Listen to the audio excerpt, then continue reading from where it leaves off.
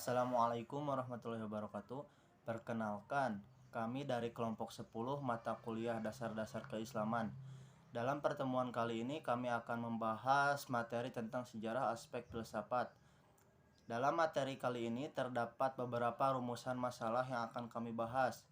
Yang pertama yaitu bagaimana sejarah perkembangan filsafat. Yang kedua, apa saja sih aspek filsafat itu? Untuk tidak menyita waktu, mari kita langsung saja ke pemateri yang pertama yang Assalamualaikum warahmatullahi wabarakatuh. Alhamdulillah, saya akan menjelaskan tentang sejarah filsafat. Secara historis, perkembangan filsafat dalam Islam dapat dikatakan dimulai oleh pengaruh kebudayaan Helenis yang terjadi akibat bertemunya kebudayaan Timur atau kebudayaan Persia dan kebudayaan Barat yaitu Yunani. Pengaruh ini dimulai ketika Iskandar Agung atau Alexander the Great yang merupakan salah satu murid dari Aristoteles berhasil menduduki wilayah Persia pada 331 sebelum Masehi. Akulturasi kebudayaan ini mengakibatkan munculnya benih-benih kajian filsafat dalam masyarakat muslim di kemudian hari. Penerjemah literatur keilmuan dari Yunani dan budaya lain ke dalam bahasa Arab secara besar-besaran di era Bani Abbasiyah pada 750 sampai 1250-an Masehi dapat diketahui memberi pengaruh terbesar terhadap kemunculan dan perkembangan kajian filsafat Islam klasik. Peristiwa tersebut kemudian menjadikan periode ini sebagai zaman keemasan dalam peradaban Islam. Ini sekaligus menunjukkan keterbukaan umat Muslim terhadap berbagai pandangan yang berkembang saat itu, baik dari para penganut keyakinan monoteis lainnya seperti kaum Yahudi yang mendapat posisi penting saat itu di negara-negara Islam,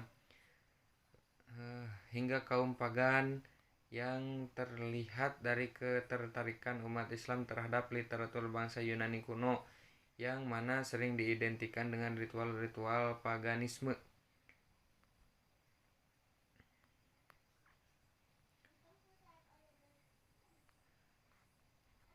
Pengetahuan dari budaya-budaya lain diyakini telah membawa pengaruh besar terhadap perkembangan filsafat dan ilmu pengetahuan, terutama terhadap perkembangan filsafat dan ilmu pengetahuan yang di kemudian hari berkembang lebih lanjut pada abad pencerahan di Eropa.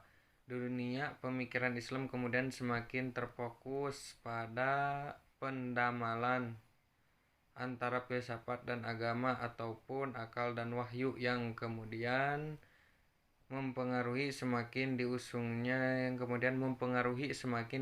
integrasi antara akal dan wahyu sebagai landasan epistemologi yang mempengaruhi pada karakter perkembangan ilmu pengetahuan dalam dunia Islam.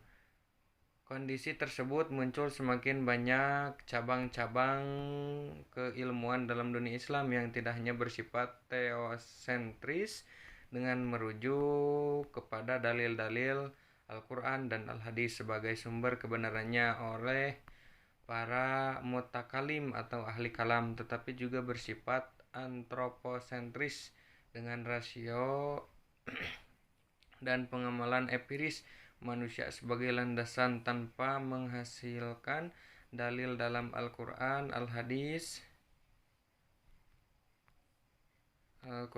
dan Hadis. Pada periode ini dunia Islam menghasilkan banyak filsuf teologi sekaligus ilmuwan ternama seperti Ibnu Sina, Al-Farabi, Al-Kindi, Al-Ghazali, dan Ibnu Rushd. Kajian filsafat Islam dari periode ini umumnya mengkaji lebih lanjut pandangan-pandangan perguruan filsafat peripatetik di Eropa seperti logika, metafisika, filsafat alam, dan etika, sehingga periode ini disebut juga sebagai periode peripatetik dari kajian filsafat Islam atau Islamic Arabic Peripatetic School. Pasca kematian Ibnu Rushd pada abad ke-12 Masehi, kajian-kajian peripatetik dalam filsafat Islam mulai meredup. Mungkin sekian dari saya. Alhamdulillah, materi yang pertama telah Asep sampaikan. Berlanjut ke materi yang kedua, yaitu tentang aspek filsafat yang akan disampaikan oleh saudara Rian. Kepadanya saya persilahkan.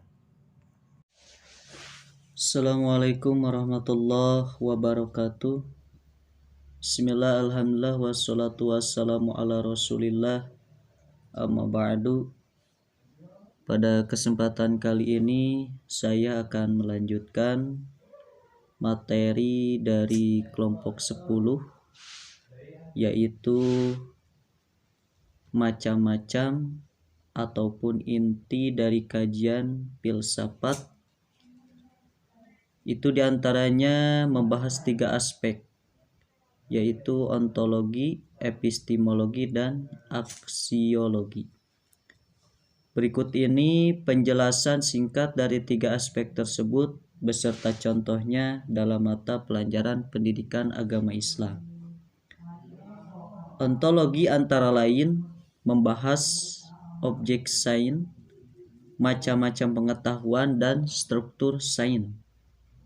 Ontologi merupakan ilmu yang membahas tentang hakikat yang ada dengan berdasarkan logika semata. Contoh dalam pelajaran pendidikan agama Islam yaitu membahas tentang berbagai macam pengetahuan, diantaranya adalah bagaimana sikap murid terhadap guru, sikap guru terhadap murid, sikap murid dan guru terhadap ilmu pengetahuan, perkembangan tarekat, qadariyah, wan nasabandiyah, dan lain-lain.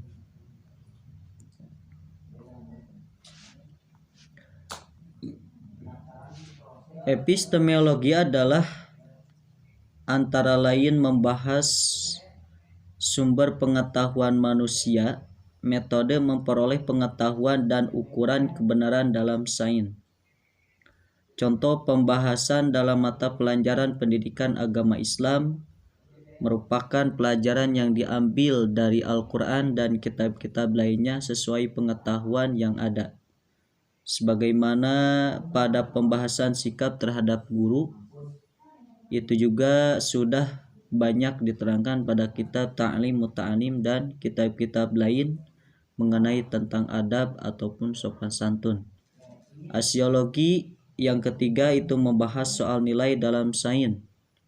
Dalam arti apakah sains itu harus netral, yaitu bebas nilai, atau harus terikat oleh norma baik agama ataupun filsafat.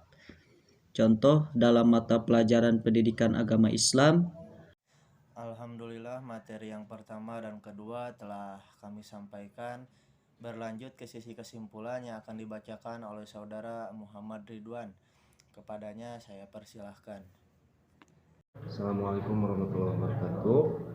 Jadi, adapun kesimpulan dari sejarah aspek filsafat, yaitu dalam sejarah pemikiran Islam, filsafat digunakan dalam berbagai kepentingan dan para teolog rasional atau mutakallimun menggunakan filsafat untuk membela iman, khususnya dari para cendekiawan Yahudi dan Kristiani yang saat itu sudah lebih maju secara intelektual.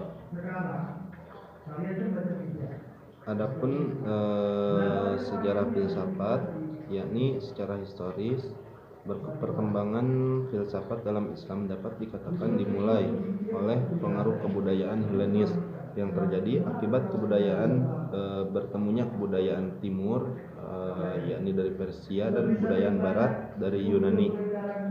Nah, adapun aspek filsafat, yakni satu ontologi,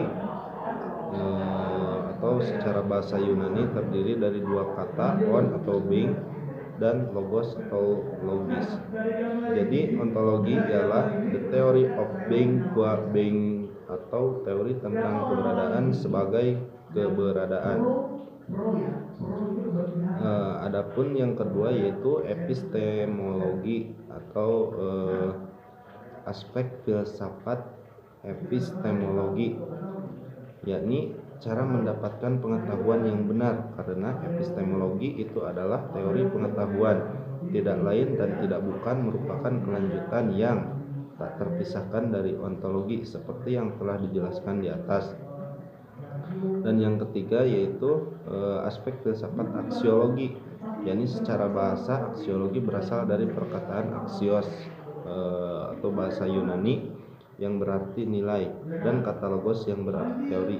Jadi aksiologi mengandung pengertian teori tentang nilai. Sementara secara umum aksiologi dapat diartikan sebagai teori nilai yang berkaitan dengan kegunaan dari pengetahuan yang diperoleh. Demikian kesimpulan dari makalah yang kami buat. Mohon maaf bila banyak kekurangan. Wassalamualaikum warahmatullahi wabarakatuh.